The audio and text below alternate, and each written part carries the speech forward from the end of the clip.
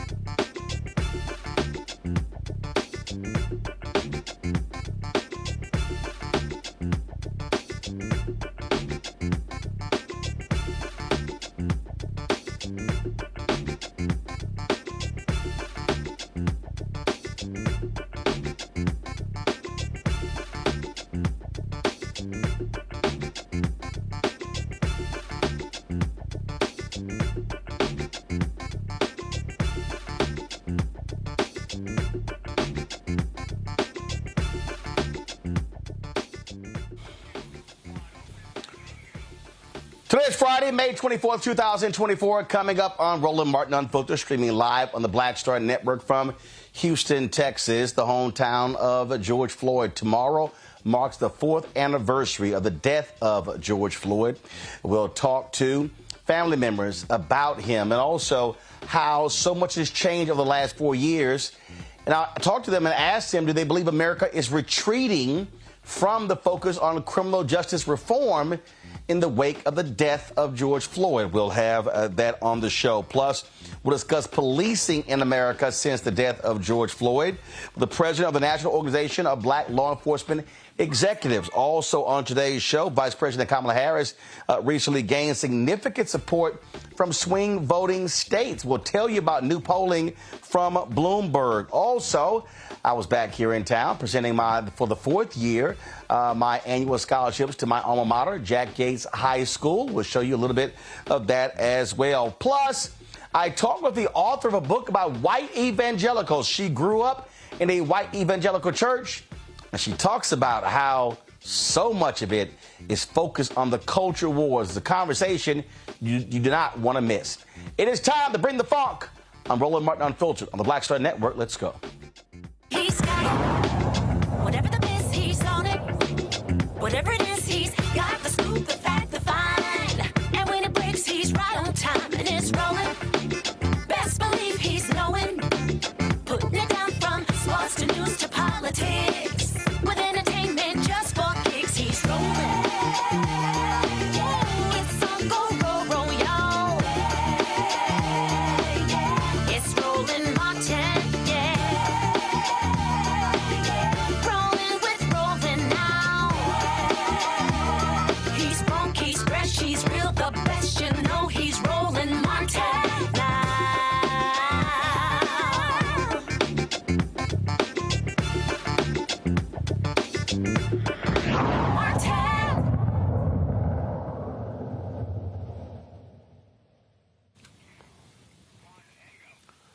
4 years tomorrow marks the day when George Floyd's life was snuffed out of his body in Minneapolis, Minnesota. That murder just galvanized the country as so many people around in America, around the world, protested over what they saw was police brutality, with the neck being placed on his back.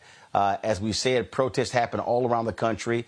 They continue today. Of course, there's been a week of activity in Minneapolis as folks have taken to the streets there protesting change. But a lot has changed in the last 4 years, yet we still do not see a bill that deals with criminal justice reform that was blocked in the United States Senate by South Carolina Senator Tim Scott. Philonise Floyd is the brother of George Floyd. He's also the president of Foundation. He's joining me now from Baltimore, Maryland. Philonise, glad to have you with us. First of all, I'm here in Houston, of course, hometown. I was at my high school today, Jack Yates High School, the same high school that George Floyd attended as well. And so certainly glad to be here. It's always a tough day, though, for us to do this show because we're talking about, again, your brother being killed by Minneapolis police. When you look at 4 years later, what do you see that has been positive change that in the wake of the death of your brother in this country? Well, honestly, I really don't see a lot of positive change. They implemented laws. They implemented things for the bill, meaning that they had the no-knock warrants for Breonna Taylor. They had the no-chokehold law established for Eric Garner, my brother George Floyd, and so many others. You think about how they said, spoke about the database. People can't just have a job in Washington and then go get a job in Baltimore. But the thing that I want to focus more on is qualified immunity, because you have to have an understanding that people, they have these dash cams and they steady killing us, and then they want to turn the cameras off and act like they didn't kill us. And I don't care where you at and who you talking to. We got to talk to kids the same way. And they could be second grade, third grade, fourth grade. We got to explain this over and over again. Qualified immunity, qualified immunity, qualified immunity over and over to tell these kids what's going on in America. In fact, there was a federal judge who recently, in his ruling, ripped the Supreme Court's decision on qualified immunity and said that needs to be seriously reviewed and changed. And this was a black federal judge in Mississippi. Let me tell you something. Qualified immunity always needs to be respected because you got too much going on in this world right now. You look at this happened to Roger Forson. He was murdered right there in his steps. And the police officer, when he opened the door, he had his gun pointing toward the ground. The officer shot him 6 times. And then he said, put the gun down. How can you not sit there and make sure this qualified immunity deal is here? I was just in Washington, and it passed in the House, and we spoke there about it. But right now, we're waiting on the Senate to open up. And, I mean, look, the Dems still have a very narrow margin. At the end of the day, they need those 10 votes, and I don't see the path for Republicans. Are you and other family members, I suggested this even, last year, a couple of years ago, that I really believe that you and others should come to Capitol Hill, demand Republicans come to the table with President Biden and say, take another stab at it, and let's get this done in this election year. And then let's see, put folks on the record to see who is for this and who is not, who is against it.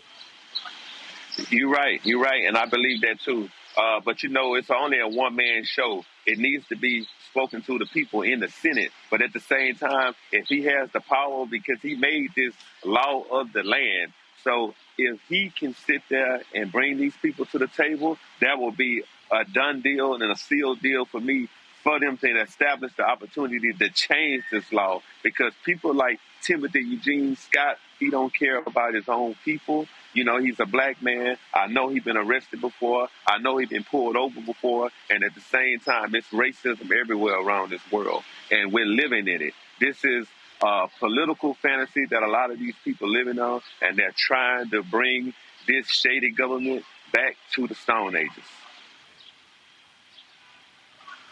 That is the case. One of the areas that what we've also seen is in the wake of your brother's death, a lot of companies that were committing themselves to diversity, equity, inclusion. We began to see last year a retreat. A lot of folks getting rid of DEI, laying folks off. We've seen Republicans getting rid of it in colleges and universities.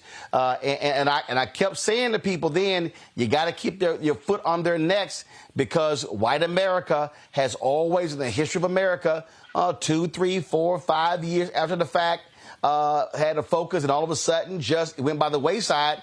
That's what we're seeing happening here. Oh, yes, sir. They're not trying to implement any of these laws. They're trying to walk away from everything.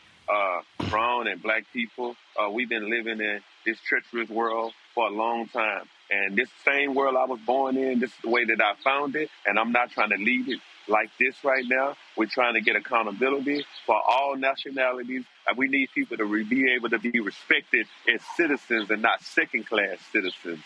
This is somewhere where I want my respect, because I need respect like air. I need it to survive. That's what I need right now. And we need to constantly get out here and protest and stand in these people's face and let them know we're not going nowhere, and we demand that we get qualified immunity.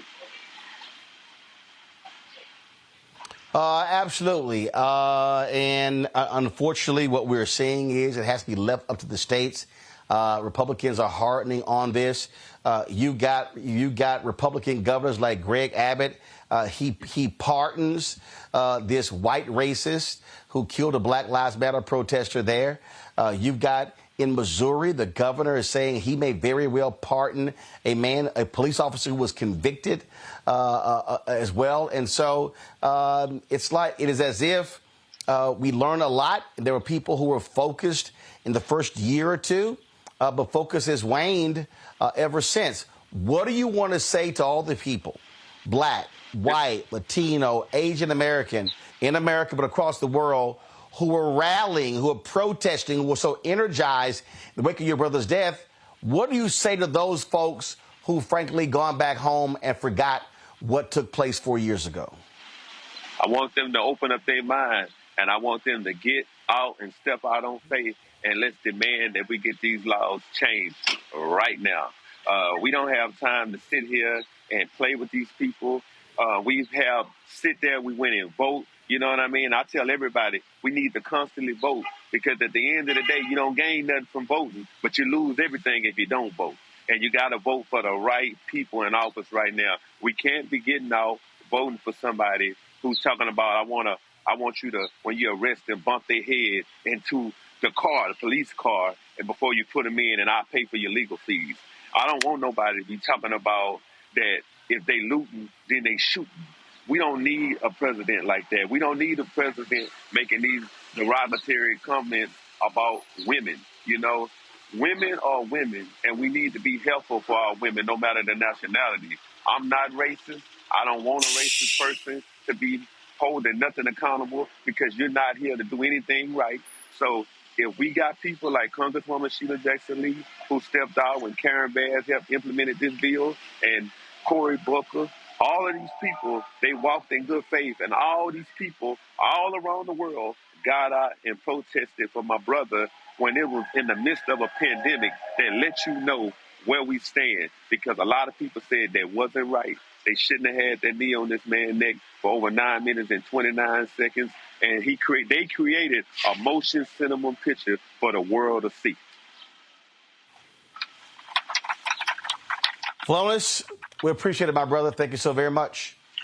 Thank you so much, Mr. Roland. Hey, it's a pleasure being here, and I appreciate what you're doing for Black America. You're putting everybody on Front Street, and I'm loving that, because I want to move forward, not backward. I'm not going to the Stone Ages. I'm not going to be around picking cotton. I'm not racist, but I know what's going on. I've seen it all before, the same things that they're trying to take out of these books. I want to keep implementing this, because people need to know, because there's too many people, bodies who lost their lives because of this sensitivity of these police officers not wanting to do their job the right way. My brother's blood is on that bill, and Breonna Taylor and so many others on that bill. Tyree Nicholas' blood on that bill. These people need to be held accountable right now, and we need to get the job done. So people stand with me, and let's get up and fight, and let's get the right person in office to solve these issues that we got going on. All right, then. We appreciate it. Thanks a lot. Thank you so much. All right, folks, going to go to a break. We come back. We'll talk about America 4 years after the death of George Floyd right here on Roland Martin Unfiltered on the Black Star Network.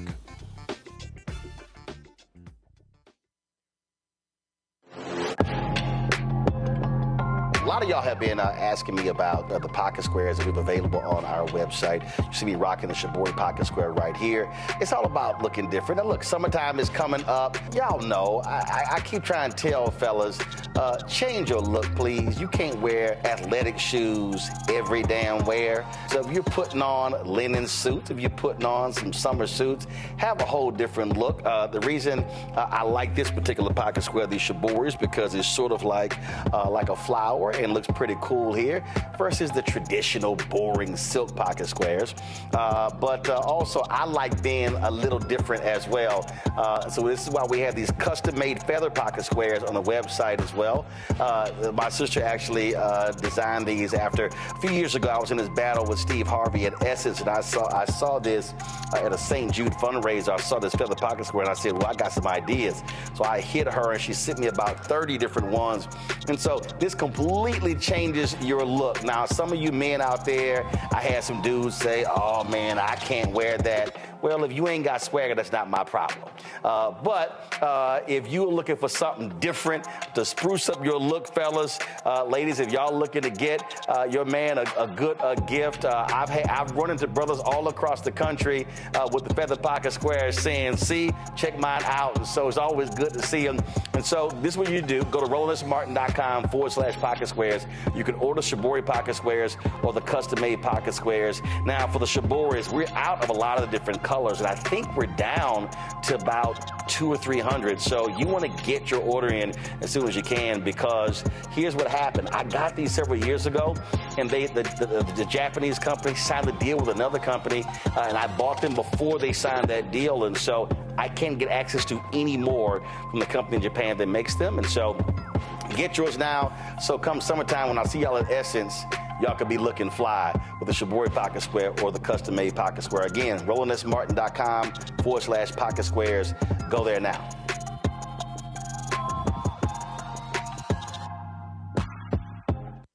What's up, everybody? It's your girl, Latasha from the A. And you're watching Roland Martin Unfiltered.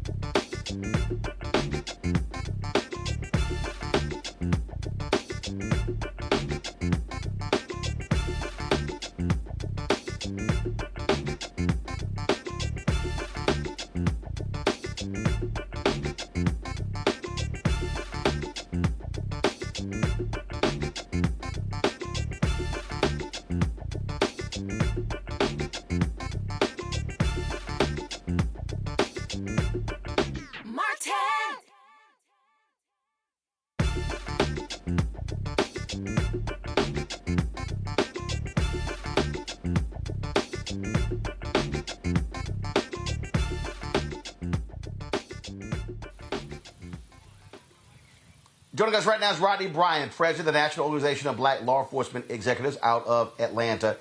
Rodney, glad to have you on the show. First, in the aftermath of George Floyd's death, we saw changes being made. We saw police chiefs and city councils and mayors, some governors making changes. But what you've now seen is a backlash. You've seen Republicans in Tennessee pass a law stripping the Memphis City Council of being able to outlaw certain stops. You see Republicans in other states do the exact same thing. And so are you afraid that the further we get away from the death of George Floyd, we're going to see a backlash, if you will, and a continual retreat from the progressive policies that we saw being put in place?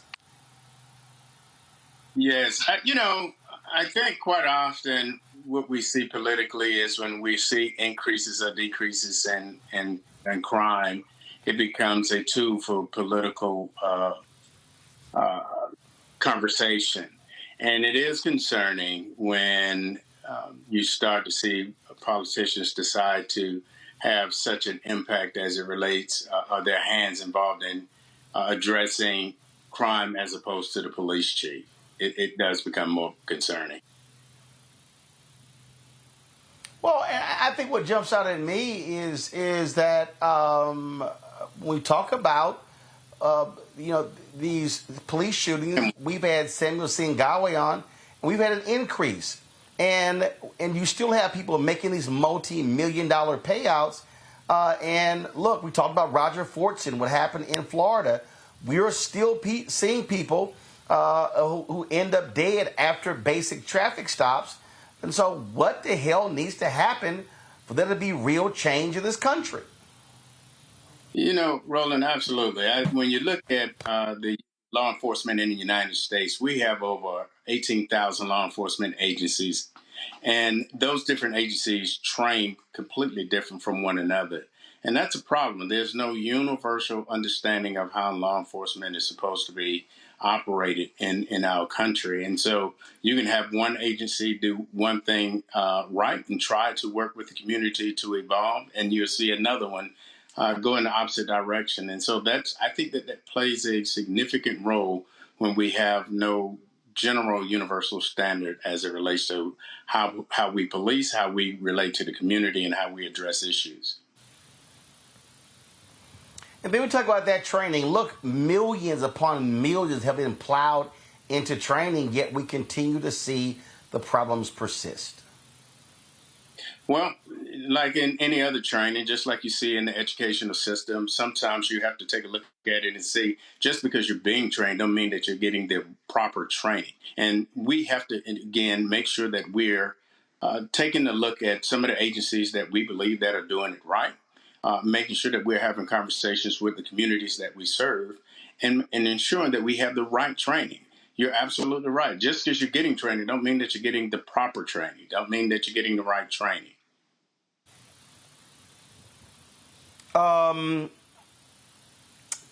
the George Floyd Justice Act, passed in the House by Democrats, gets to the Senate, fraternal order police, others brought to the table. It ends up getting stopped because of Senator Tim Scott, Senator Lindsey Graham. And Noble was not happy at all. You had Tim Scott saying, he was saying that, Democrats wanted to defund the police, and that was no good. Is it possible to get this back on track?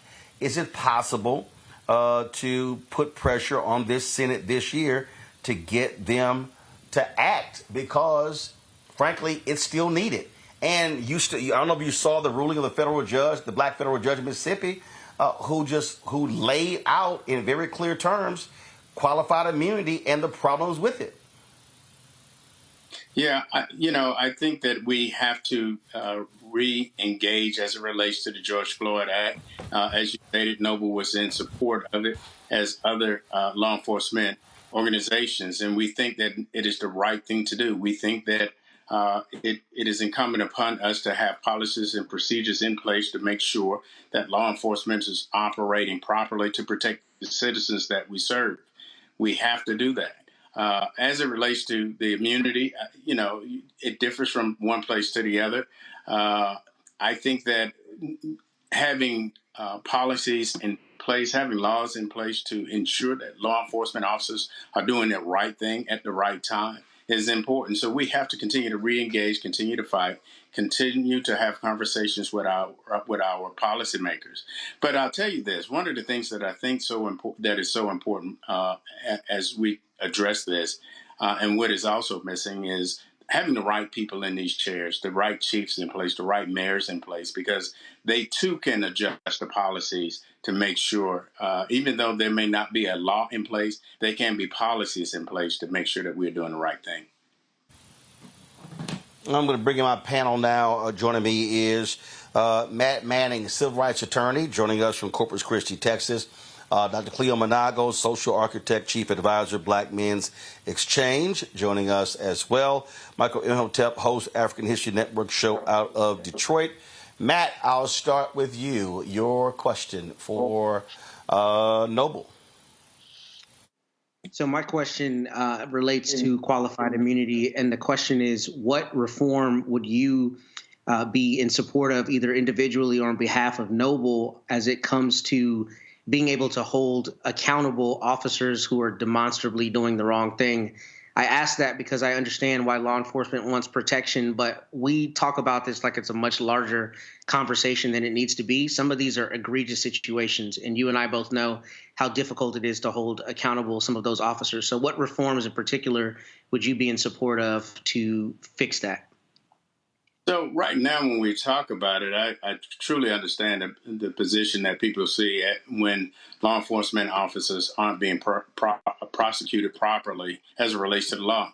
But again, I think that a great part of that falls on the DAs and the policymaker or the lawmaker at that particular jurisdiction. But we're in support of it. We're in support of holding law enforcement officers very accountable. And whatever that looks like, Noble's willing to be at the table and have conversation as it relates to it and address it as we see fit, because we serve the community. And if that's what the community desires, then we're supported.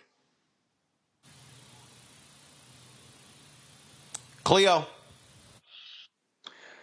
Good evening. My question is Noble or Black officers united in a critical mass number against lethal injustice against Black people? Is Noble taking macro level positions against the mistreatment of Black people by their peers that are not Black, et cetera? Absolutely. When we see a level of injustice, Noble is first organization to come out and speak against it. Now, we also recognize that there's an aspect that we have to ensure that the investigation is played out. But it has been my policy and to some of the preceding presidents that we speak on what we see and then understand that the investigation has to play out. And after that investigation plays out, we speak on it again. But we are very vocal as it relates to what we're seeing in this profession. Michael.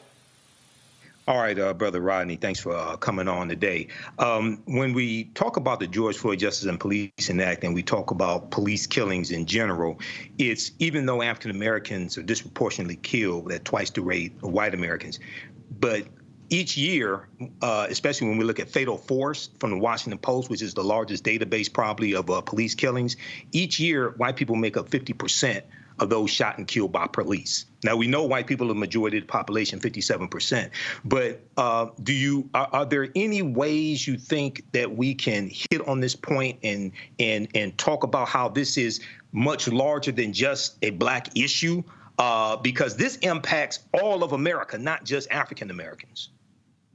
Absolutely. You know, I think, and this is my position on it, I think any time that we start engaging and looking at it at micro levels, that's when people become disengaged because everybody believes that we are trying to play the race card when we know that there is a racial component to it. Right. Address it holistically. You're right. It's a human problem. It's a societal problem. But when you have these disparities, we have to call them out. Right. Can I ask a follow-up, Roland? All right. Well, look, we certainly, yeah, go. Right now, there's a nationwide shortage of police officers. And a few minutes ago, you mentioned how police officers and chiefs and things like this can enforce policy, et cetera. Would this be an opportune time for African Americans who want to be the type of officers that we say we want to see to actually apply to these departments and gain power in these police departments and enforce these policies, et cetera? I'm so glad you brought that up. That's one of our principle. One of the things that we're working on in Noble right now currently is going out to communities and going out to schools that typically don't get the attention of recruitment as it relates to law enforcement. We believe that if we have more people of color in this profession that resemble the community that they serve, that they can have a phenomenal impact on the policies that are in place. Having the right chiefs in the seats, I think, is so important. But that's one of the things that we're working with right now with the Bureau of Justice on making sure that we're going out to these HBCUs and having a conversation with these students to come into this profession to be the change that they desire. Right. And want to see as well. Yes. Yeah, absolutely. We can be the change we want to see. Thank you. All right. All right, folks. Look, I certainly appreciate it. Thanks a bunch. Keep up the good work, and we'll keep pressing the case as well. Appreciate it. Thank you for having me. All right, folks, we come back. Check with the panel. About 4 years after the death of George Floyd, what has changed? What hasn't changed? You're watching Roland Martin Unfiltered on the Black Star Network. Be sure to support us in what we do. Be sure to join our Bring the Funk fan club. You can send your check and money order to P.O. Box 57196, Washington, D.C., 20037-0196. Cash App, $ RM Unfiltered. PayPal, R Martin Unfiltered. Venmo is RM Unfiltered. Zelle, Roland at RolandSMartin.com. Roland at RolandMartinUnfiltered.com. Download the Black Star Network app. Apple phone, Android phone, Apple TV, Android TV, Roku, Amazon Fire TV, Xbox One, Samsung Smart TV. We'll be right back. Next on the Black Table with me, Greg Carr. Brown versus the Board of Education. The history books call it the court decision that ended racial segregation in American schools. But a brand new book, Jim Crow's Pink Slip, uncovers a devastating unintended consequence of that 1954 Supreme Court decision. We may, if we were lucky, have been the very last generation of Black students to have experienced these generations of Black teachers who have never been replaced. Dr. Leslie Fenwick joins us to talk about her book and the actions following that landmark decision that dealt a virtual death blow to Black educators. That's next on the Black Table, right here on the Black Star Network. Nobody knew that healthcare could be so complicated. Trump was a failure on healthcare. Hundreds of thousands of Black Americans lost healthcare insurance. That is outrageous. And if he's president again, he would cancel insurance for millions more of us. We cannot go back. President Biden and Vice President Harris have lowered healthcare premiums and expanded coverage for Black families. They also capped the price of insulin at $35. Joe Biden is getting the job done for people just like me. I'm Joe Biden, and I approve this message. Hi, everybody. I'm Kim Coles. Hey, I'm Donnie Simpson. Yo, it's your man Deion Cole from Blackish, and you watch Roland Martin, Unfiltered.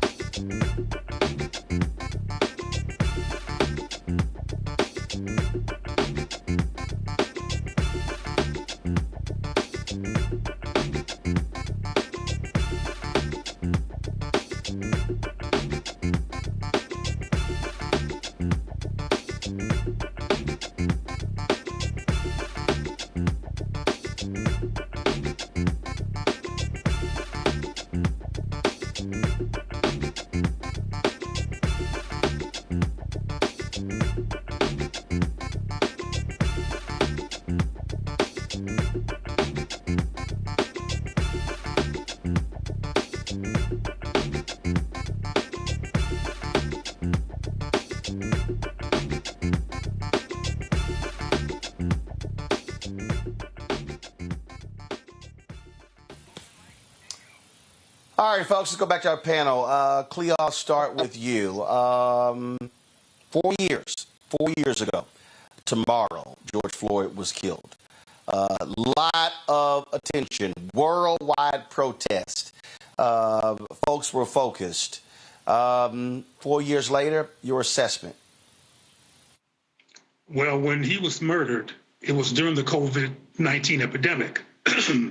People in this country, from racists, white supremacists to African Americans, everybody felt unsure, unsettled, not knowing what to do. We had never experienced anything like that before in our experience. So from my perspective, all of that anxiety and focus on George Floyd's murder, who was whatever the number is in terms of Black men who've been murdered unjustly, the reason he got so much attention was because of the uncertainty around COVID-19. I've said that if it wasn't for COVID-19, what's his name? Donald Trump might have become president. There was some concern about him because of how he responded to that epidemic at that point. My point is that we're no longer in the COVID-19 epidemic in terms of public knowledge. So people relapse back to where they really were. And there is a sentiment in this country that is anti-Black, that is anti-Black male, and it never left. It was just on vacation during COVID-19. Michael mentioned that 50% of the people who are shot by cops are white. But there needs to be some more research on that because we need to look at whether they were unarmed or not. Also, there are small towns in this country, and I travel a lot, and I sometimes wind up in these countries that don't even report the murders by police officers in their country, in their state or city, because they don't have the mechanism or the incentive to do so.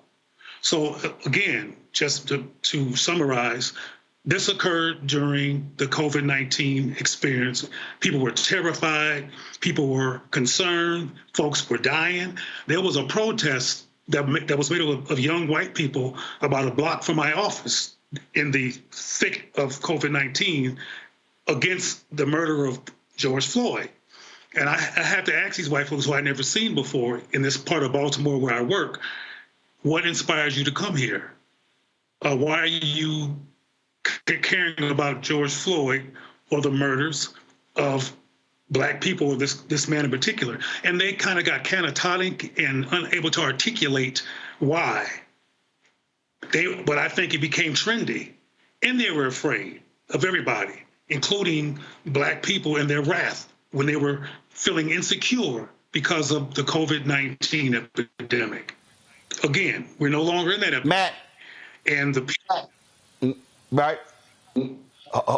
We'll go to Matt. Matt, your assessment, 4 years later, are we retreating? Have you seen some positive changes?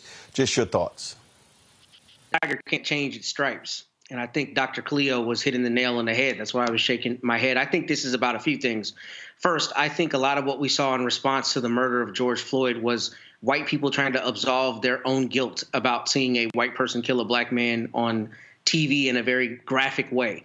I think it was about absolution of guilt. I think it was less about standing up for right. And I say that because he used the perfect word, trendy. It became trendy. If you were on social media, everybody blacked out their Facebook profile. Everybody did every kind of hashtag and other movement to show that they were, aligned with standing against, police brutality. But the deep work that needed to be done to really attack some of the institutional things that perpetuate this was not done. And I think from a corporate standpoint, in terms of insecurity, to use his word, we saw a lot of corporations that didn't want to be left out. They were afraid of not being the corporation, or being the corporation that did not respond publicly and say, we stand for diversity and all these kinds of things, right? The way we know that those stripes have not changed is the fact that corporations are now contracting the number of DEI jobs that they have. We're seeing a Supreme Court just on an all-out assault against individual rights, a lot of times via the context of racial questions, including affirmative action and some of the other things we've seen out of the court. So I think this is a temporary moment in time. I think some of it is based on insecurity. I think some of it, though, is based on self-interest, the self-interest of not being the one left out to respond to the topic du jour. But whether people were doing the deep work, I don't think it was being done. And every time I come on the show, I talk about qualified immunity. I'm so glad that George Floyd's brother was saying that, because I do this work for a living. And every time I file a lawsuit, no matter how egregious what the officer has done, I have to apprise my client that we have to climb Mount Everest in the Fifth Circuit, no matter what we're seeing, whether what we're seeing is just obviously morally bankrupt. So I tell you that to say we have a lot of institutional things that perpetuate this. None of those changed, and therefore I don't think the society at large has changed in that respect. Michael, I think that I warned folks about this. And I think what happened, and I kept saying this to Black folks, can't let up. Correct. Got to keep the pressure on. I'll be honest with you. I think a lot of Black people, I think a lot of Black organizations got very comfortable with the checks they received from corporate America in the first 2 years, and were like, yeah, we're good. And I was like, yo, I was a firm believer, and I still believe this, that I kept saying that the death of George Floyd should have marked the beginning of the third Reconstruction. Yes. And what I've argued is that the reason I keep saying the third Reconstruction is that the first two Reconstructions dealt with laws, it never dealt with the money. And if you didn't, and I said there needed to be a sustained focus on economics, 20 years at least. And I said, hey, y'all, don't look up. White folk go, hey, after 3, 4, 5 years, all right, we good. We done enough. That is exactly what happened. It didn't even take 3, 4, 5 years to tell you the truth, Roland, because you're correct. Did not get to the 5th year. Yeah, you didn't get to the 5th year, but keep in mind, you started having the attack on critical race theory September 2020 when Donald Trump did an executive order banning critical race theory being used in federal employees, training federal employees. Then he attacked the 1619 Project. All of this stuff is connected. The attack on critical race theory, the attack on DEI, overturning affirmative action in college admissions, Ed Bloom filing the lawsuit, not getting the George Floyd Justice and Policing Act passed because of Republicans blocking it, voting against it in the House, even though it passed the House because of Democrats. But Senator Tim Scott, that loudmouth Negro, Senator Tim Scott, lying about it, saying that it was pushing defund the police, and the Fraternal Order of Police and the International Association of Police Chiefs in late September 2021 put out a joint memo basically saying your ass is lying. Because they said in none of the drafts did it talk about defund the police, and they both organizations said they supported the George Floyd Justice and Policing Act because protect police officers as well as citizens. So what we see here is that there is always a backlash when there is any period of perceived advancement that African Americans make. And I was saying the same thing. If you understand history, that pendulum is going to swing back, and you have to be ready for it. A lot of people weren't ready for it. And some of those corporations that made those big donations, some of those corporations that are shutting down DEI, things like this, I think there should be economic pressure put on some of those corporations who finance some of these Republicans who blocked it, who are against it in the Senate, and who block it, who are against it in the House, to put financial pressure on them. Because Representative Sheila Jackson Lee just yesterday reintroduced the George Floyd Justice and Policing Act in the House of Representatives, right? Now, you don't have the votes right now. It's not enough. It's only 213 Democrats in the House, but this should be some type of campaign issue. And lastly, keep in mind, on the 2nd anniversary of George Floyd's death, May 25th, 2022, for those who got, President Joe Biden did do an executive order on policing based upon his Article 2 powers, based upon the Constitution, that dealt with policing at the federal level, because the majority of control over policing is at the state and local level. So for those that forgot about it, President Joe Biden did do that. And 2 weeks ago, when Trump was speaking in Wisconsin, he said he would unleash the police. He said he would unleash the police if he's reelected. So keep that in mind in November 2024. The reason I said this is on us, Cleo, is because I fully expected white folks, after a few weeks, a few months, to go back to business as usual. And you heard me say to Philonise there, and because I said to the families last year when we were outside of my studios, that it's going to take them coming back and calling out Democrats and Republicans to say, get moving on this thing. And it's going to take that level of pressure. I think back again to how the 64 Civil Rights Act, how the 65 Voting Rights Act, how the 68 Fair Housing Act, how those things happen. And I just kept saying, black folk, don't get comfortable. Do not get comfortable. Don't get let me tell you something. I remember we would meet with General Motors after we had called them out on their black-owned media spend. And I told them point blank, I do not applaud you for press releases. I only applaud you for direct deposits. And I said that for a reason, and I just think that a lot of black organizations got real comfortable and were like, oh, hey, we're good. These things are going to happen. And now it's like, what the hell? And I'm saying, y'all didn't read a history book. Right. This is the history in America. Always happens. But for black people of any sort to get, quote unquote, comfortable, in my opinion, it's a sign of a behavioral and perspective defect.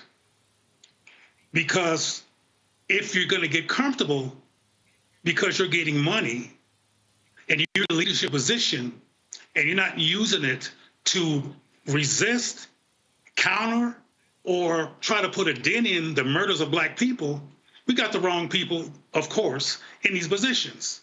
Because if you actually care about Black people and you care about the life and death of Black people, which I think a lot of people don't, including Black people like Tim Scott and others, then you will not have the capacity to be incentivized into complacency.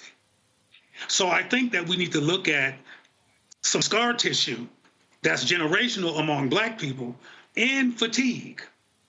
I said before in your show that over time, Blackness and caring about Blackness is losing its credibility, and people are going into wealth building and money focus. There was a famous song on the radio that you might have heard before that said, "I'm living my best life. I'm not going back and forth with those N-words." And that was a very anti-Black, destructive song that was a top 10 hit. But the sentiment, I think, is growing among Black people. I'll reiterate, you can't pay me, and people have tried, to be lax and take a back seat or be complacent around the destruction and murder and killing of Black people by anybody, particularly the state or law enforcement. So I think some conversations need to occur about the epidemic of anti-Blackness, and people bring up Tim Scott a lot, but Tim Scott represents a mindset that is so pervasive that we always protest something that's old temporarily.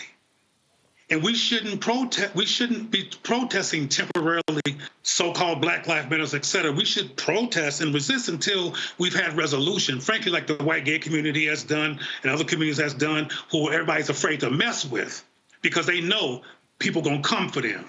I don't think people look at Black people that way, or else they would think differently and we would be more protected. But we have people, like you said, who you said got comfortable, but I don't think they're comfortable. I think they're crazy. Because if you're going to let somebody buy you into complacency in the midst of an epidemic of Black people being murdered that makes the news every now and then, that's a problem. We need to look at Black leadership. Yeah, but that's the point I'm making here, Matt.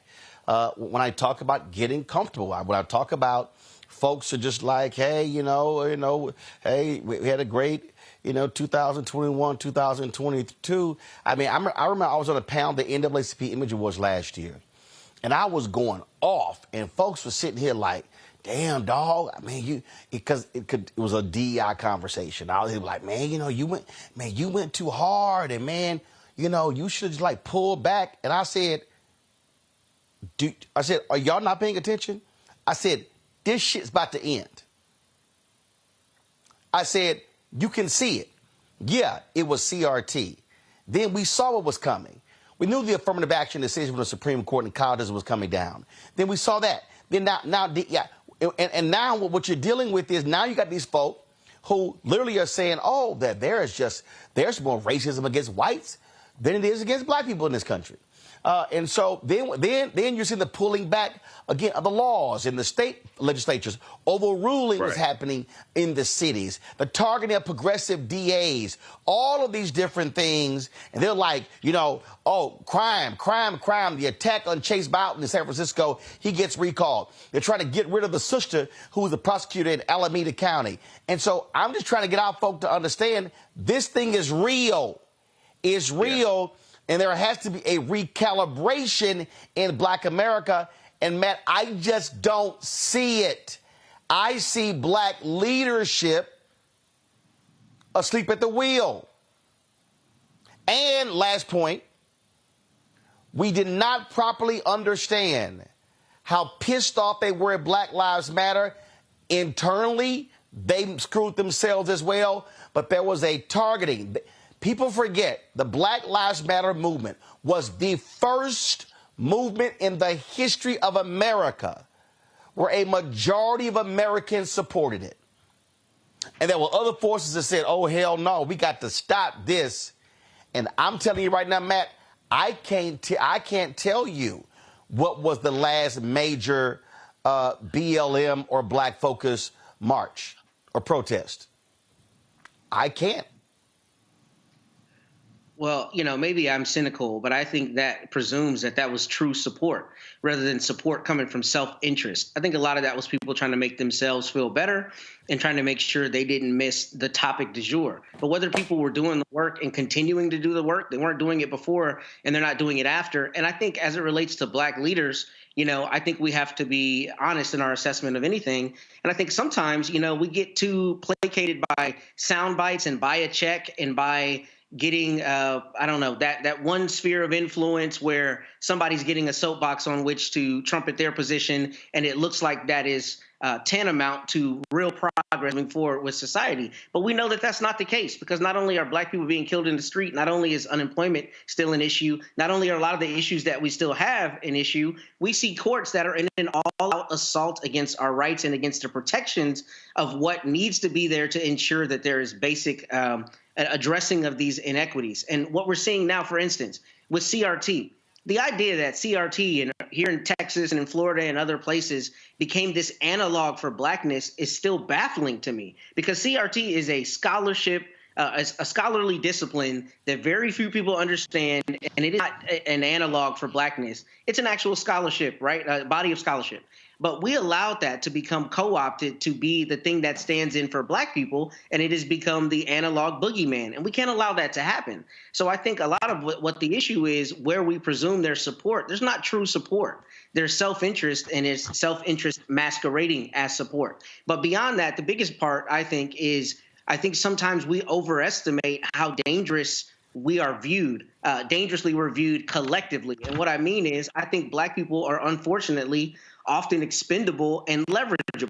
It's advantageous to be on the train of a Black issue, then you see people doing that, i.e. corporations. Once that tide turns, then you see them stepping away from that. And the question becomes, how do you have a sustained progress and a sustained force against some of these issues that is not beholden to other people joining us or joining us in a propensity that it really gets nationwide attention. And I think that's the issue, because a lot of those allies were only there as long as it made them feel good. Once that went away, they're not there anymore. And I don't know how, leverageable those positions still are. The thing here, Michael, when I talk about being comfortable, legal groups are still battling. They're fighting the lawsuits. Right. And you've got others who I've heard, I've heard Derek Johnson, the NAACP, say on many occasions that protest is performative. But the reality is, in order for you to apply pressure on city council, county government, state legislature, Congress, is you've got to have external pressure. And so you've got to have the mobilization and the organization. Frankly, I've been disappointed in Black leadership, Black organizations, not pressuring Democrats in the Senate, Senator Chuck Schumer, President Biden, to bring the George Floyd justice bill back up, to force Republicans in an election year to deal with it. I mean, there were other bills, there were other priorities that didn't move, that people kept hammering. You see right now they're trying to bring back the border security bill, even though Donald Trump shut that thing down. What I'm saying is, this is where you've got to continue to apply pressure. I remind people, those 3 civil rights bills, they actually were all one bill that was given to Kennedy in 1961. He gets killed, assassinated November 1963. LBJ tells King, I cannot get all of this stuff passed at one time, so it's broken all up. It literally took 5 years. Right. Here we are, 4 years after the death of George Floyd. Where is the mass protest? Where is the constant, no, we're going to go after this thing again? Where is it? Do you see it? Because I'm sorry, I don't see it.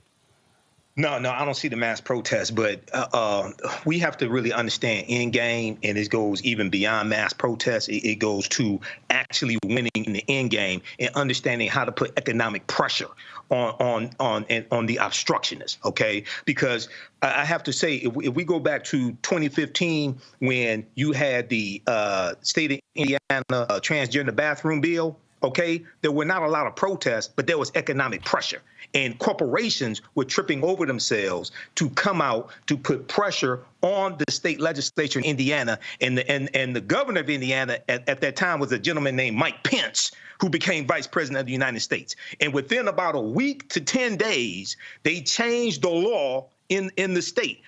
Because of economic pressure. So one of the things, when we talk about the George Floyd Justice and Policing Act, one of the things that I think needs to happen, and I mentioned this a few minutes ago, is not just on Democrats, but also Republicans who are obstructionists, especially in the Senate. Put economic pressure on them.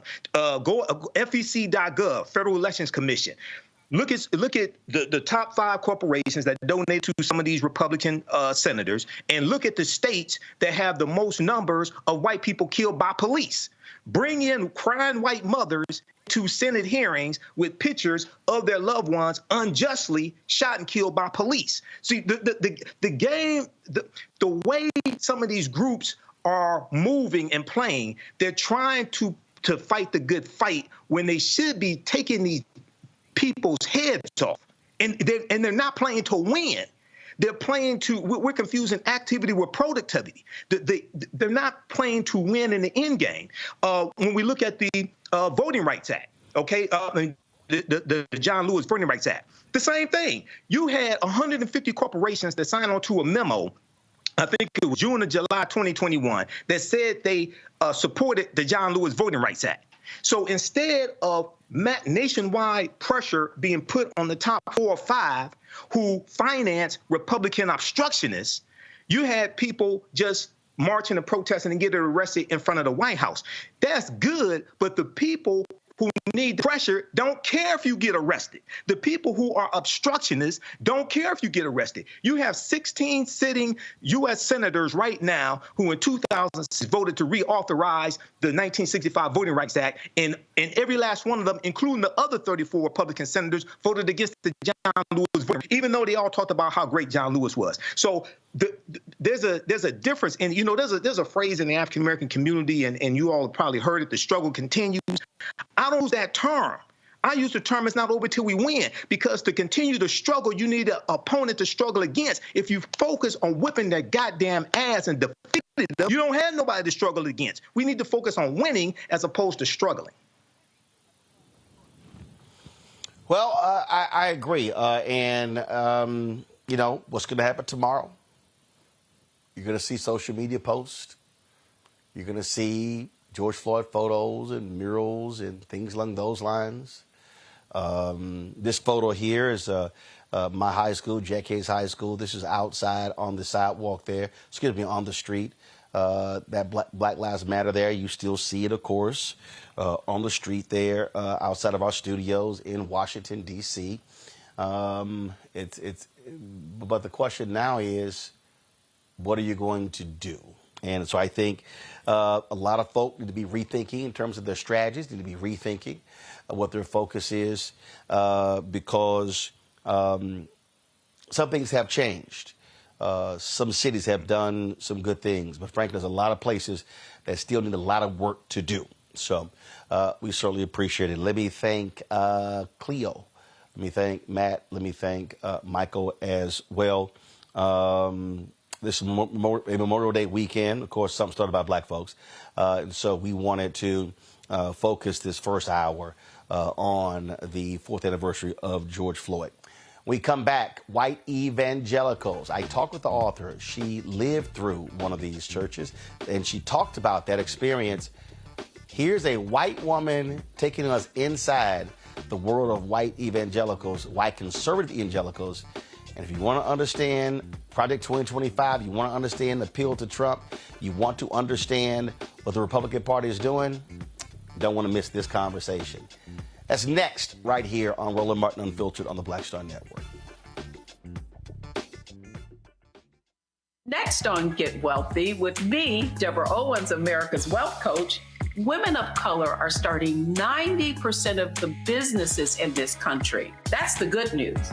The bad news, as a rule, we're not making nearly as much as everyone else. But joining us on the next Get Wealthy episode is Betty Hines. She's a business strategist, and she's showing women how to elevate other women. I don't like to say this openly, but we're getting better at it. Women struggle with collaborating with each other. And for that reason, one of the things that I demonstrate in the sessions that I have is that you can go further together if you collaborate. That's right here on Get Wealthy, only on Black Star Network.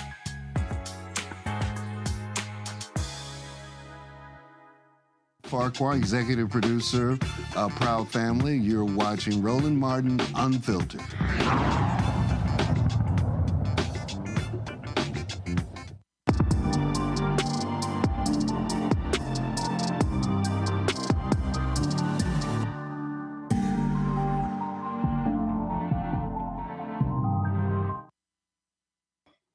So, Sarah, glad to have you here. Let's jump right into this.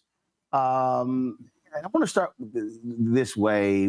What would you say are 2 or 3 myths about the white evangelical church that are often framed in mainstream media that people really don't quite understand and get? I mean, I'm not sure if there are myths per se that are asserted. I think it's more, but I do think there are things that people don't understand. I think that often there's a misconception, first of all, just broadly, that evangelicals are all the same. And I'm glad you said white evangelical. That is the subtitle of my book, because I think it's really important to be specific about what we're talking about. And, you know, the differences, you can have 2 churches that have very similar theology on paper, but if the racial composition is very different, people are going to prioritize very different things when they go to the voting booth. And so that's why so often in the media, when we hear about evangelicals, we're really talking about white evangelical voters. So that's one piece of it. I think when it comes to evangelicalism as a whole, though, I think people don't realize many times what a large group of people we're talking about. And evangelicalism is notoriously hard to define, and the definition is contested. But, you know, generally when we're talking about evangelicals in the press, we are talking about both a political and a theological group. And within that group, there are millions of people who, you know, some of whom hold very different theological beliefs. They exist along a spectrum of beliefs. And, you know, once again, the politics tend to be pretty divided by race. See, the reason I wanted to start there is because you're right. One of the biggest problems that I have with mainstream media, and I'm going to call it mainstream white media, is that they don't want to make that distinction. So what you will often have is, President Biden meets with black clergy, meets with a group of black ministers. But they'll never say Donald Trump meets with a group of white ministers. And what you have in this country, where people love to talk about identity politics. But when they talk about identity politics, they often are talking about, black people, Latinos, women, LGBTQ, but they don't want to see whiteness as an identity. And the reality is, it is. And it has always been that. Right. And of course, it's an identity that has shifted and evolved, and who was included in whiteness is different, you know, in the past than it is today. It's something that, you know, arguably groups have kind of competed for because of white supremacy. You know, I descend from Italians, among others, and that's one of many groups that are now considered white that weren't when they first immigrated here. I just make that point to say that, you know, it's an identity, but it's also a contested identity, but it's one that shapes, it's an important category that shapes the way, you know, not just people think and vote and what they prioritize, but often who they associate with. And I think it definitely shapes our theology to a large degree, too. So you're right. When people talk about often about Republican politicians meeting with pastors, meeting with evangelical leaders, usually, you know, there might be a few people of color mixed into those groups, but very often when you're talking about conservative politics, it's a predominantly white group. And I think it's important, you know, not to gloss over that reality. I often remind people of this here when we talk about white evangelicals, and I love when people they always talking about loving Jesus and Jesus is the model, and I remind them when I think it was Bob Riley was the governor of Alabama, and he wanted to change the tax code because in Alabama they were taxing people beginning at $4,600, and he said that's crazy that we're taxing poor people at that level. And so he literally used Jesus as the model in the campaign and went around the state and was talking about the importance of the poor and going on and on and on. Yet when it came to voting time, it lost 65-35. And guess what? All those Jesus-loving white evangelicals who say they love the Bible and they follow it to the T, they voted for their white pocketbooks and not for Jesus. And I use that because this is why I'm always talking about the fallacy of folks who run around and they're swinging their Bibles and they're talking about, moral standing or whatever. And I'm going, come on now, you're playing games with the Bible because you're putting your ideology, frankly, before your faith. And they try to mix those two together. And I use that example all the time because it was a perfect example of a white evangelical, conservative Republican using the language they often talk about, but they did not vote according to their Bible. They voted according to their pocketbook. You know, it's interesting. So, as someone who covers politics, I've done a number of stories over the years about how people talk about faith in political spaces. And I think there are really interesting debates about that. You know, first of all, there's a question, should we talk about faith? And if so, how? You know, and I think it's a difficult one for a lot of people across the political spectrum in a society that, by its very founding, is intended to value separation of church and state, right? And create space for religious pluralism, for people with multiple religions, different religions, or no religion whatsoever. But the reality is that many people do talk about their faith and their values when they talk about how they vote and the kinds of issues they prioritize. And so it's interesting to hear how that kind of language is infused into, so many different issues. And, I tend to feel like sometimes it's a Rorschach test. I mean, people think that Jesus would have voted for whoever they want to vote for. They think that Jesus would prioritize the issues they prioritize. But you're right. I mean, the Bible talks a lot. Jesus talks a lot about in the Bible about feeding the poor and healing the sick and helping the needy. And in fact, one of my favorite passages, there are a couple of passages where Jesus talks about the afterlife and sort of, separating the sheep from the goats, the good and the bad. And, in those contexts, very often he's talking about the people who land on the right side of that are the people who helped those in need.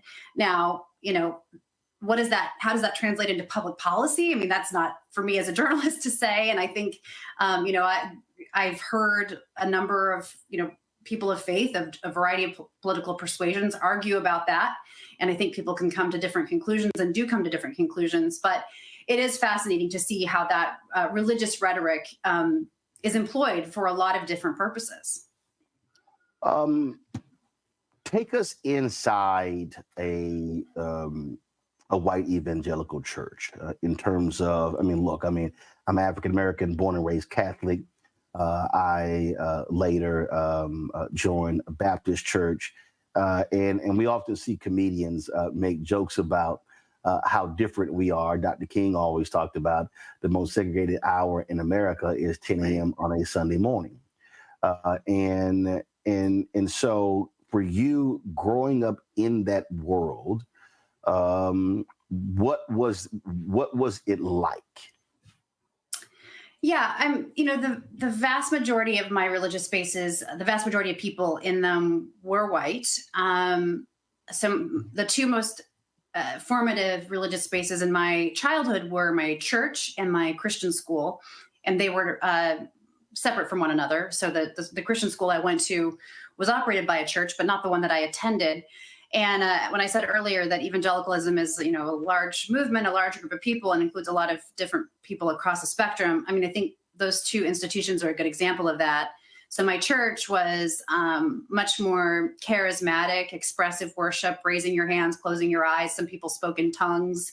Some people believed in gifts of healing, that you could lay your hands on someone and they would maybe be healed directly by God.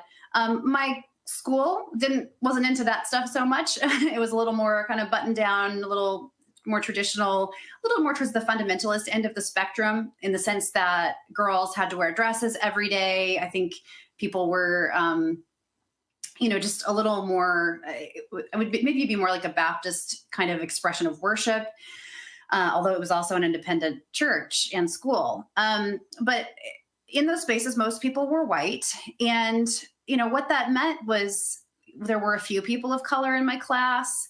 And I've talked to some of my former classmates and schoolmates, since then. And some of them, I think, have talked to me about having some difficult experiences in that environment. Some of them I'm not at liberty to share, but one friend reached out to me recently after the book came out and told me some of the things he'd experienced in our Christian school that I just had no idea, kind of overt racism and so forth because of his heritage. And, I don't want to say that was commonplace or endorsed. That wasn't my impression, but at the same time, there were moments which, one of which I believe I describe in the book, where a girl in my class during prayer requests openly expressed that she didn't want Black people moving into her neighborhood. And I just remember, knowing that was wrong. My parents had taught me that was wrong. And yet I don't remember much of a response from the teacher. I think she just was kind of uncomfortable and kind of moved the conversation along. But, it was just kind of, I think it was baked into the culture maybe more than I even realized then. At the same time, and my church was also predominantly white, but not exclusively white.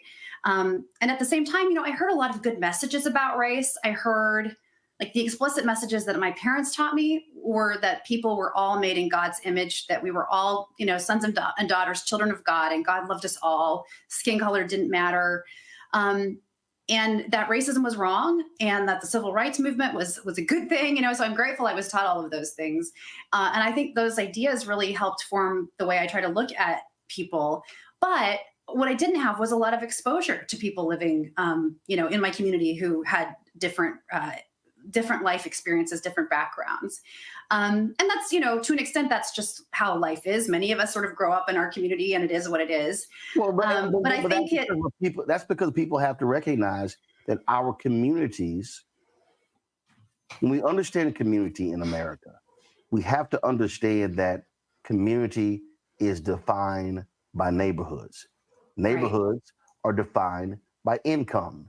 Right. Income in America has largely been defined by race. And it's always amazing to me when I'm talking to people, they don't understand the intersectionality of those things. And the fact of the matter is, we tend to go to churches that are in our neighborhoods. Well, the neighborhood is going to look like it looks because of the folks who live there. And there are very few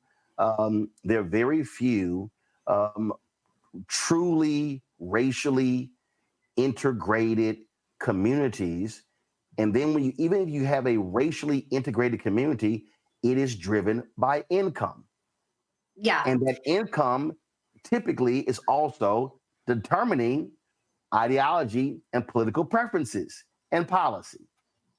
Yeah, very often true. And I think, while we actually drove across town to go to my church and my school, I do think it was, class comes into it, race comes into it.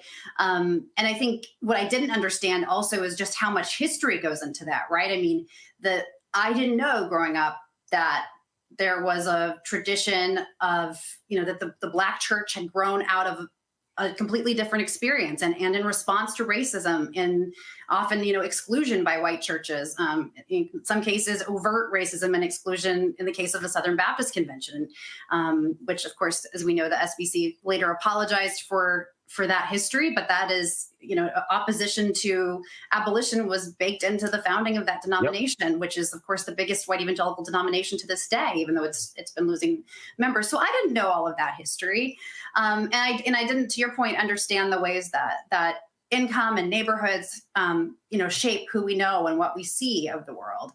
And but I will say, there was at least lip service in my church growing up to the desire to be more racially integrated and more diverse. But one of the things I write about in the chapter called Leave Loud is the fact that, a lot of churches in the 90s were doing that and talking about that, and many still are. But, in talking with a number of Black Christians in particular who've spent time in those spaces, many of them have said, it's one thing to hire a Black pastor and put them on your roster, and it's another thing to really center the experiences of Black people and other people of color and have that shape, not just who's on your website, but who's sort of making decisions and shaping the way, the issues that the church values and prioritizes. Yeah, as I was sitting here, as you were talking, I thought about Pastor Tony Evans, who chose to align with the Bible Fellowship. And what happens when he comes to Dallas and he's attending these different churches, basically the white folks tell him, you need to go start your own. And so when you talk about Oak Cliff Bible Fellowship was born out of racism because he was rejected by these white churches in Dallas. That's just a reality. So when you talk about this experience for African Americans, you often hear the phrase that white Christianity is slaveholder religion, and I think one of the things that is difficult, again, and this has been going on for decades and centuries here, is that you've had little introspection. People, and many white evangelicals not really confronting the reality of being a Christian and also the reality of whiteness and Jim Crow and how Jim Crow was driven for 92 years largely by the church. And had the white church had there been more John Browns, had there been more white abolitionists, then frankly, Jim Crow could have ended a hell of a lot sooner if white Christians had truly believed in the Bible and the Jesus they say they did. Well, I think this is a really important point, and it goes back to what we were talking about earlier with the idea that people to kind of make Jesus into whatever they want him to be very often. I, growing up, heard a lot about the role of Christians in the anti-slavery movement. I heard a lot about the role of Christians in the resistance to the Nazis. We didn't talk at all about the role of white Christians in perpetuating and endorsing and promoting slavery. We didn't talk at all about the role of the German church in platforming and accepting Hitler, or the Catholic Church, right, in turning a blind eye in many cases. We just talked about the Christians who did the right thing, but we didn't talk about the Christians who did the wrong thing. Right, and that is so American. That is so American, how we love to talk about the good stuff, but we never want to deal with the bad stuff because that's just too painful and messy. No, it's because it's uncomfortable. And I think because talking about the good guys, it advances the narrative. It lets us pat ourselves on the back and say we're on the good team, the side of the righteousness. And, any of those Christians who did the wrong thing, yeah, they existed, but they weren't true Christians, right? That's sort of the easy, sort of lazy, I think, response. I think for a Christian, for a person of faith, I think a much more thoughtful and productive and honest response is to look at all of it and to I think, reflect on the fact that many, many people over human history have claimed to be people of faith, people of God, and have still done the wrong thing. And, I went to an evangelical college, and I think one of the most important things, one of the most memorable things that one of my professors told us, my philosophy professor, was we were talking, I believe it was about the civil rights movement and the history of slavery and racism and racial justice. And he said to us in this classroom, full of evangelical kids, mostly white evangelical kids, he said, we can all look back and we can see that that was wrong. But what is it in our midst today that we are endorsing and participating in that's just as wrong, that we don't even see? And I was just stunned by that. It really stuck with me, Absolutely. You write a lot about Bob Jones University in the book. And for people who don't understand presidential politics, who don't understand the white evangelical movement, Bob Jones University was has been a critical player in the rise of white evangelicals in politics. Yeah, I mean, this history is a little before my time, but I think there's a history there, right, of hosting Republican presidential candidates. I think that position has maybe kind of been taken more by Liberty University in more recent years, but I think it played kind of a similar role. Is that fair? Yeah. Prior to the rise of Liberty, I mean, it was mandatory for Republican candidates to make a pit stop at Bob Jones University. And it was, I remember when George W. Bush was running in 2000, and even then it was an issue because for the longest, Bob Jones University practiced Jim Crow, barred interracial dating. And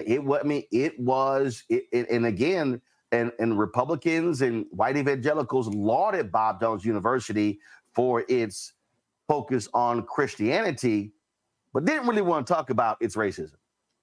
Yeah, and I do know that the clash between Bob Jones and the IRS over civil rights rules that were going to require Bob Jones to be integrated and allow, for example, interracial dating, which they didn't for a very long time. That clash, historians like Randall Ballmer have argued, gave birth in many ways to the current religious right, to groups like the Moral Majority, who were sort of built on the backlash to that policy. Of course, that began to encompass many other issues, including abortion and same-sex marriage and so forth. But you make an important point. I mean, schools like Bob Jones, which again have a fairly recent history of segregation, have been, instrumental to the political process in the past. Again, that's something that they ultimately reversed that policy, but it was in place for a long time, and it led to a court fight with the IRS. Right, and the point there, them having to reverse the policy, they were forced to do so. Right. They chose racism.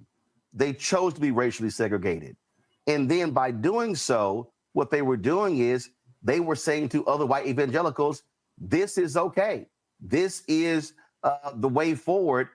And folks embraced that and were silent in telling them, this is wrong. This is not the way of Jesus. Right. And one of the things that I trace in the book, too, is the fact that a lot of the textbooks that were, widely used in Christian schools like mine and by homeschoolers came from Bob Jones and also from the Abeka books, which were out of Pensacola University, both, white Southern universities. I don't think Pensacola had the exact same history as Bob Jones, but I document in the book some of the texts that we were taught just as fact. They were just kind of the atmosphere, the air we breathed. At best glossed over some of the ugly history of the treatment of the indigenous people or the history of slavery, and in some cases much worse. I mean, I quote a couple passages that, going back to them this many years later, I was kind of shocked at just how egregious they were in terms of talking about one of them, and I can't remember if it was a Bob Jones text or an Abeka text, but it's cited in the book. One of them talked about the South having warm air and slaves staying healthy, and I mean, this was in a Christian school textbook that was being taught to young white Christian kids. And again, I think if you had asked my parents, they would have said, yeah, that's actually really bad, but the fact that it was kind of just part of the culture in such a way that it didn't raise huge red flags, I think says a lot. Yep. Well, again, silence sometimes is even more powerful than the loudest voices championing certain things. There's a chapter in your book called A Virtuous Woman, and it's perfect that we're having this conversation right now because Kansas City Chiefs kicker Harrison Butker recently delivered his commencement speech at a Catholic college that has gotten lots of attention. His speech was condemned by the NFL, a lot of people, other people as well. And So I just, before I really get into it, I just got to get your take on that, because what you're laying out here, if people think, oh, that stuff is just so old. Nope, that was just last week. I know. He's a Kansas City chief. That's my hometown, although the speech wasn't in my hometown, but it was somewhere in Kansas, I think, Benedictine College. Catholic college, not an evangelical college, but I think there's some cultural overlap there. And yes, right, he said he addressed the women who were just getting their college degree and essentially warned them against being too ambitious in their careers and seeking promotions instead of prioritizing their families. And there is a chapter in my book, as you said, where I talk about being told something very similar. This was more than 20 years ago when I graduated from college. And the mother of one of my male friends, I'm sitting in the cafeteria, she's visiting, I'm sitting there with my friend who wanted to go to medical school. I, at the time, was thinking about going to law school. And we said so. And she said, don't do that. That'll take you away from your families. Now, neither of us, by the way, were even engaged at this point. So this was like a hypothetical family, not that it would have been okay if we were. But yes, that mentality, I was kind of aghast and also just kind of sad to see that it's still out there. There is this trope that women have to choose between we can't be our whole selves. We have to choose either a family or a career. And I thought, we literally called it a vocation. Yeah. And the thing is, like, I'm a mother. I have 2 wonderful teenage boys. I'm also a wife. I love those roles. I'm grateful for those roles. They are more meaningful to me than my career. I'll say that. Maybe that's regressive, but I think a lot of men would say, yeah, my family is more meaningful to me than anything else. There's nothing wrong with any person of any gender feeling that way. But to pretend like it's somehow uniquely a woman's job to do those things, and if you don't have those things, your life is going to be, empty and you're going to regret your career. I mean, it's so insulting and so offensive on so many levels. And, a couple of things. Men are not asked to make these choices, first of all. Second, not all women have these choices. And I think that the entire conversation about, traditional wife versus career woman, whatever, it's an incredibly privileged conversation, because the reality is, in this day and age, most women don't have a choice to stay home.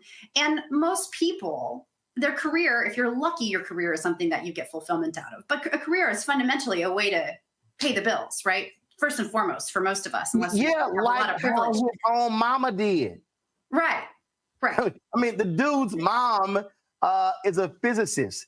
She's a clinical medical physicist at Emory University. I saw that. What the hell are you talking about?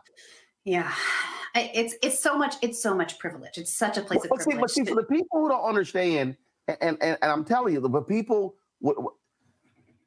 are not understanding what's happening right now.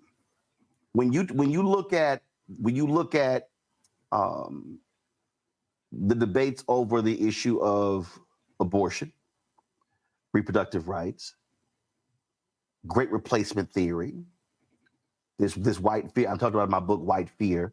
I call it White Fear: How the Browning of America is Making White Folks Lose Their Minds. What you have is, in the white evangelical space, embodied by Speaker Mike Johnson, is this worldview that white America has been destroyed because how dare you white women go off and get degrees? How dare you go off and get jobs and sacrifice birthing babies and being wives? And they are, it literally came up in the Dobbs decision in Amy Coney Barrett in the questioning and the writing. And people have to realize that what he spoke about, that worldview is literally being touted in high political spaces because that's being spoken and that's being driven. And I don't think people understand how pervasive it is today in 2024 as compared to what you talked about when you were in school. I think one of the most compelling comments I saw on this was, I can't remember the woman's name. I wish, I'm not going to try, but on Twitter, there was this long thread, which I retweeted, on X, in which she essentially argues that when you pretend like a woman's natural vocation or space is home and children, and that's just what she should be doing, and that's just what she wants to do, well, then you kind of erase the fact that that is work and that is something that we all need to recognize as a society is work that needs to be attended to, compensated, planned for. And I think that's a really important point because, if we assume that there is a woman at home taking care of everything, well, that makes a lot of people's lives a lot easier. And it also makes women easier to control. But, that's not the world we live in anymore. It's not the world that we live in, but it's there. It's there. And so what happens? I think there are those who want us to live in it again. Yes. Yeah. And the thing is, they hold public office. And so what they're doing is they literally are taking those worldviews and applying it to public policy. And we are seeing the impact, especially in states, red states, where Republicans have super majorities. And so people need to understand that what you're laying out, this is not some old worldview. And we'll look at this from a historical standpoint. There are folks who literally are trying to make this public policy agenda today. I don't think it's what most people want, though. If you look at right, I know it's not. If you look at polling, I mean, and I don't think it's even what most Republican women want. But there is a group of people that would like to go back to a society that's structured in that way.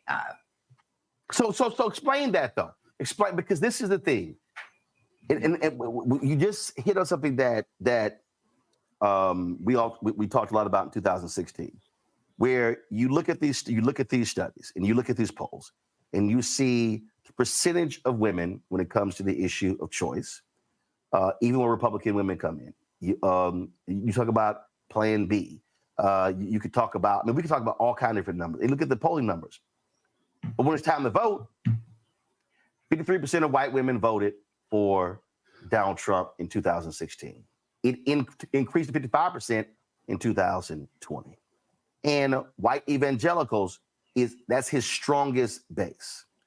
So the question then becomes, for these white evangelical women, these white conservative women, what is it where they have a position that is the same as progressives, but they're voting differently, and these are significant issues? Well, I mean, polling indicates that, until the last few years, most people didn't list abortion as a priority voting issue. People across the spectrum listed issues like the economy and immigration, and that was true to a fairly bipartisan degree. Now, we've seen since the Dobbs decision, we've seen a shift among Democratic women and also younger voters and voters of color, who are now listing abortion as a much higher priority, top one or two issues for those groups. But I don't think it's as high of a priority for Republican women. They're looking at other issues. I think they're more concerned about, at least from having been on the campaign trail in New Hampshire and Iowa, I heard a lot about issues like the border security, immigration, a lot of fear about what was happening there, concerns about international politics or global affairs, since that, there's a lot, it's sort of a scary, dangerous world and a desire to be protected. I heard that kind of thing. And certainly the economy. And so, why do some women prioritize abortion and others don't? I'm not sure I can answer that, but I think, historically, it wasn't even an issue that Democratic women prioritized in the same way until the Supreme Court decision. So there's been a big shift, and I think that will have an impact. It's had an impact in the last couple of elections. How much of an impact it will have in November, I don't know, because again, voters are thinking about a lot of different issues. Yep. You're a political correspondent with NPR, and I'm trying to think, Peggy Waymeyer, who used to be with WFAA in Dallas, was hired as the religion correspondent for ABC News when Peter Jennings was the anchor. When I was at CNN, we had a religion correspondent. I I remember there was a black woman who was at Fox News. When I was at the Fort Worth Star Telegram, we had a religion writer. But when you look at media today, I think part of the problem for me is that in media, they have no clue what the hell happens in religious spaces. Many people write about religion from an antagonistic point of view. And you don't have, and then what happens is if you do see religion conversations, it is oftentimes completely driven by white evangelicals. That was the case when I was at CNN. I was there for 6 years. And it was always stunning to me to have, I forgot the guy, was it Donahue? He was over the Catholic League. He was always on. They always turned to Tony Perkins. And I used to always go, y'all know there's some other people we can book to talk about politics and religion. And I used to get into these debates with both of them, and I would give Tony Perkins fits because I would say, oh, Tony, you happen to run up against a black person who knows the Bible just as well as you. And that was all it was. But it was interesting to me watching how producers and editors really had no clue about how to cover religion. And I think part of the problem that we are facing today is that media wants to run from it as opposed to lean in when religion is a significant part of American society. Your perspective on, do you sort of have the same views I do of how media, frankly, has failed in many ways to properly cover religion in this country? I think it's gotten better over the course of my career. I mean, I can point to, a number of writers that I think do a really good job. I think, Elizabeth Diaz at the New York Times and Ruth Graham at the New York Times, Emma Green, who's been a writer for The Atlantic and other publications. There are a lot of I know those are all white women. Sorry about that. And I know them all, and I think and I kind of know them professionally, but I think they're all really excellent reporters, and many of, at least a couple of them have a faith background. And I think that helps. I think we need a diverse array of religion writers from a variety of backgrounds. And I think groups like the Religion News Service have done a really good job of elevating the conversation and I know hiring, a diverse range of writers to write about the intersection between culture and politics and religion. But I think you're right. I mean, religion, oh my gosh, for religious people, which is still a lot of this country, even with the decline in religiosity, and even people who are unaffiliated, many of them have a religious context or a family context. But religion shapes so many things. It overlays with culture in such important ways, and it shapes the language with which we talk about the most important issues around, values and priorities and how to live life. And so, I think you're right. I think that there have been historically a lot of people in the national press who haven't really understood that or understood how to cover it or understood what, religion looks like in small towns and rural areas and outside the Beltway. How much it drives people. They don't even cover religion in large cities. True. True. When I was at KRLD Radio in Dallas, I'll never forget.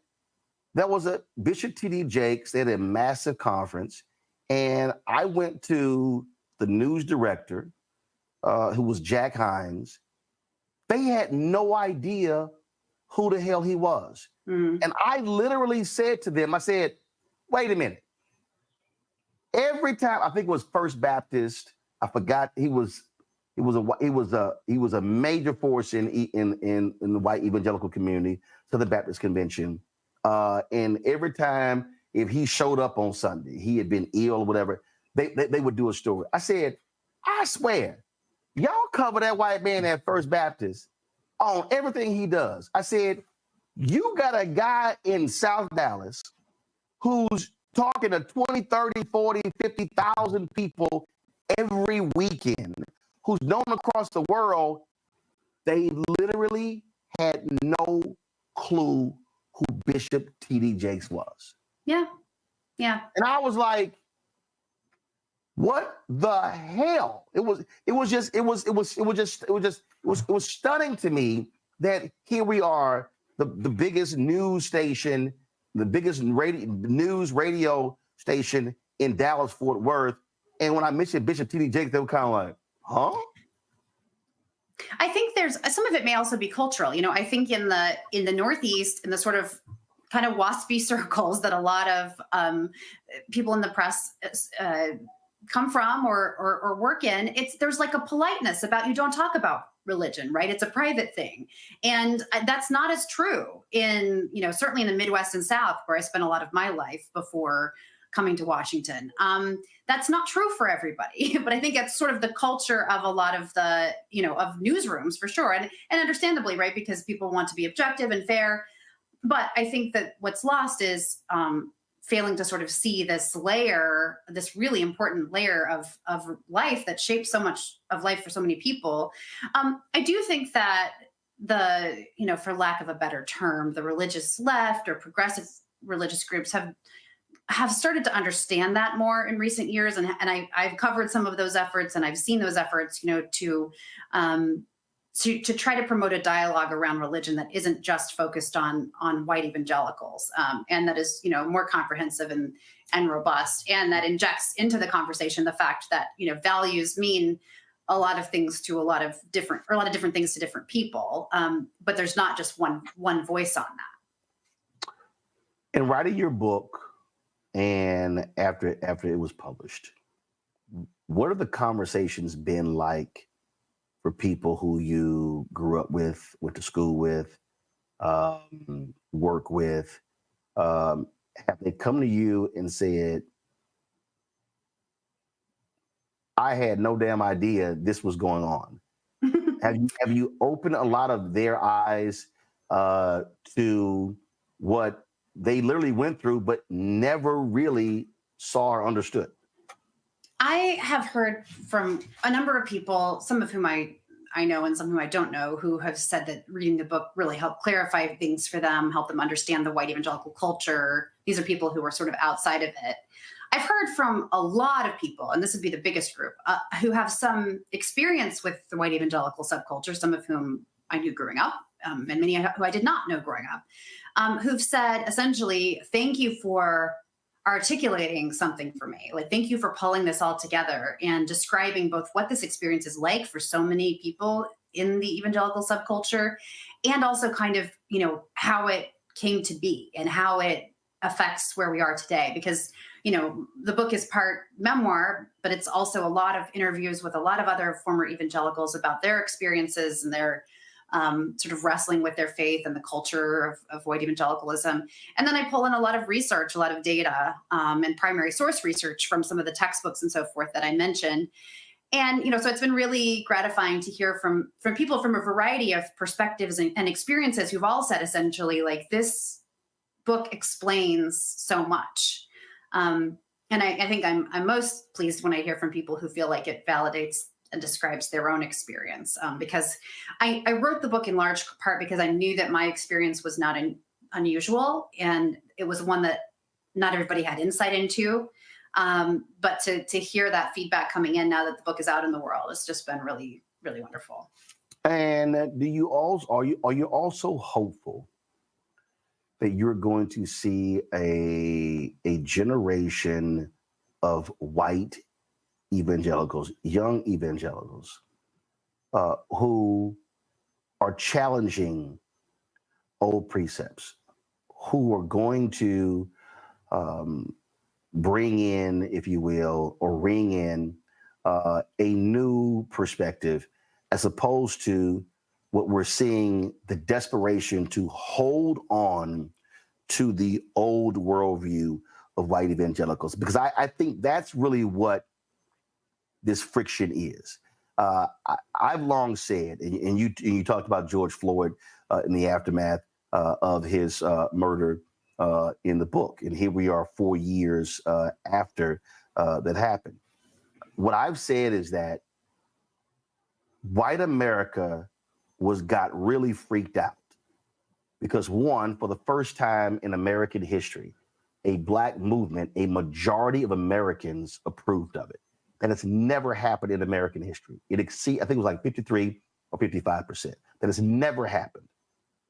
Two, what freaked a lot of these folks out is there were young white people who were protesting, who were angry about what happened. And I think it has freaked out a lot of those folks. And what I just believe is that what we're seeing is, in which I talked about in my book, White Fear, this desperate attempt to hold on to that old world as long as possible. And I just believe that they're trying to drive it in public policy, in textbooks, the whole stripping away different content and banning books and all these different things. And so it's a desperation to hold on to that old world as much as possible. Do you see young white evangelicals saying, no, there has to be, we've got to move into the 21st century and recognize that old Jim Crow religion simply cannot be sustained in the 21st century?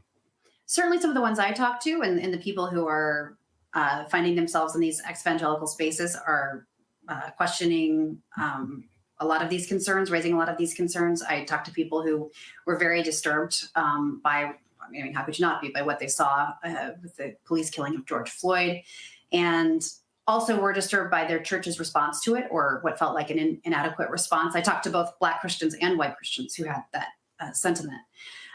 So I think you're seeing some of that, and you know, also a desire to see more equality, you know, for women, for LGBTQ people. I think all of those factors are motivating a lot of self-reflection and change. And so, no, I think that the younger generation does see things differently. Where that goes, ultimately, I don't know. But what's really clear is that we're in the midst of a lot of religious change in this country. You know, a lot of people don't want to be affiliated with religious institutions for a whole variety of reasons. And I think that means potentially, you know, a lot of social and cultural change too. Yeah, I mean, the reality is, I've been saying, even to the Democrats, listen, your old way of trying to campaign by just hitting the Black churches in September and October, that's gone, because what we're seeing is, and this is where the church, whether you're white evangelical, you're Black evangelical, whatever you want to call yourself, has to now contend with, is that people have been so rubbed wrong by people's views when it comes to church that they're opting not to even go to church. And we're seeing attendance down. We're seeing all of those different things. And it has to me, it has to force a real look in the mirror to say, what will constitute the church in 10, 15, 20 years if things continue the way they are now? Yeah. You know, I think one of the most interesting data points in the latest Public Religion Research Institute survey about disaffiliation, about people leaving religion, was that a significant number of people who left churches said that they had to leave because of their mental health. It wasn't a good place for their mental health. And that was particularly pronounced among people who left white evangelical churches, but not exclusive to them. Listen, my parents were attending a predominantly white church. Well, actually, it was a very much racially diverse church in the Dallas-Fort Worth area. And they were like, no, we had to leave because they could not tolerate the hardcore right-wing MAGA perspective coming from the pulpit. My brother, same thing, a church in Houston. And I've heard that from a lot of different people. They're like, yo, I'm not trying to hear that. If you want to support Trump, you want to support the right way, they're like, but don't make that the dominant worldview coming out of that pulpit. Yeah, and you know, what's driving that sense of church not being a good place for mental health? Exactly, I don't know. That this survey didn't speak to that, but I think it's really telling, and it's concerning too, because historically, a lot of people, I mean, anecdotally, I know a lot of people who started going to church when they were going through a hard time in their life, and it was a place where they could find support and community. And so, you know, I think that presents a real. It would be nice to think that there would still be those places where people could find support and community, but be included, accepted, feel like it's a positive thing. Last question for you. I ask this of every book author I talk to. What was your wow moment when researching or writing this book? Was there that one or two things that where you even went, wow? Well, like I said, it's not a good wow, but going back to some of my old textbooks, I tried to, as much as I could, reconstruct the textbooks I'd had in my own schools. So I did that by going to, used book sites and kind of looking at the covers and then trying to order, approximately the same year. Now, I wouldn't swear to it that these are the right ones, but a lot of them I'm pretty sure. And they were definitely the publishers we used from approximately the same time periods. And so just looking back at some of that text and seeing the way that some of these Christian school textbooks talked about race and talked about women was pretty stunning. And but it also it made me glad that I'd gone back and done it, because originally when I started writing the book, it was going to be mostly memoir and interviews. And I thought, some of the stuff that I remember, I don't want people to take my word for it that it was this way. I want them to hear it from the horse's mouth. So that's when I went and started pulling all the primary sources, There you go. You're like, this ain't opinion, this fact. Yeah. And I'm not like you said, you can read some of the stuff about like the way that women are talked about, and somebody could be like, really, is that how it is? Is that really what people said? Well, it is. And it's still being said, to your point. It's still being said. Absolutely. Loving, living, and leaving the white evangelical church, the ex-evangelicals. Sarah McCammon, will appreciate you being on the Black Star Network. Thanks a bunch. Thanks so much. Good to talk to you, Roland.